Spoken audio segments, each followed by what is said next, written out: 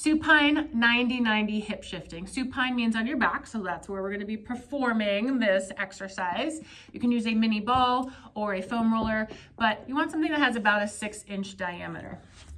Come on your back, feet go on the wall, set up in a 90-90 position, which means your ankles are aligned with your knees, stacked over your hips. Implement goes between your knees. Put pressure on the inside edges of your feet. Create a heel drag action down the wall. It turns on your hamstrings and brace your core. Once you have that set, for the first variation, you're gonna keep your hips down, right? This is where I like to start a lot of my clients, so they have feedback from the floor and they have more control with core, so their hips can actually glide or shift properly. Take an inhale.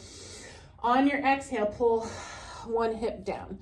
So if you have something round or cylindrical here, you're actually gonna see it roll, right? I pulled my left hip down, so there's more pressure on their left hip, and my right hip shifted up, there's less pressure under that hip. Inhale, center, exhale, shift. So now the right is pulled down, the left shifted up. Inhale, exhale. So you can do this slow alternating pattern, but if you're having trouble really getting a feel for it, then actually just do a hip pullback or a hip shift and stay there and breathe. So right now my left hip is still pulled back. You'll take an inhale, exhale.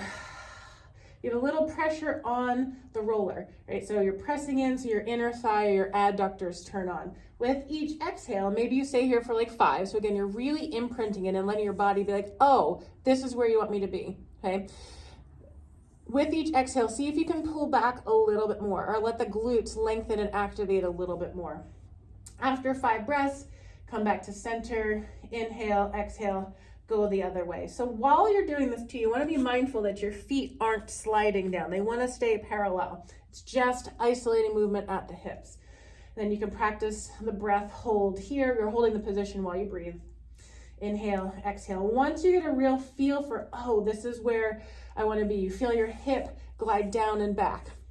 Then you can turn it back into that alternating practice, which is more how your hips naturally shift while you're walking or running, okay? Progression to this is with that pressure on the inside edges of your feet and the heel drag action down, you use your hamstrings to scoop your tailbone up to hover, okay? Stay here, you don't need to go any higher. Then you just add the hip shifting again. So get my arms out of the way so you can see. Inhale, press into the roller a little bit, exhale, pull one hip down. As you do that, this hip glides down, that's the one I pulled down. This hip glides up, the knee will shift up too, so they'll be offset. Inhale, exhale, shift. Inhale, exhale, shift. All right. You can see from the other angle what's actually happening at the hips. First with hips down, inhale, exhale, shift. You can see left hip shifted down, right shifted up. Inhale, center, exhale, shift. Progression with the hips up. Inhale, exhale. You'll see I have more access to range of motion because there's space between my hips and the floor. Great exercise.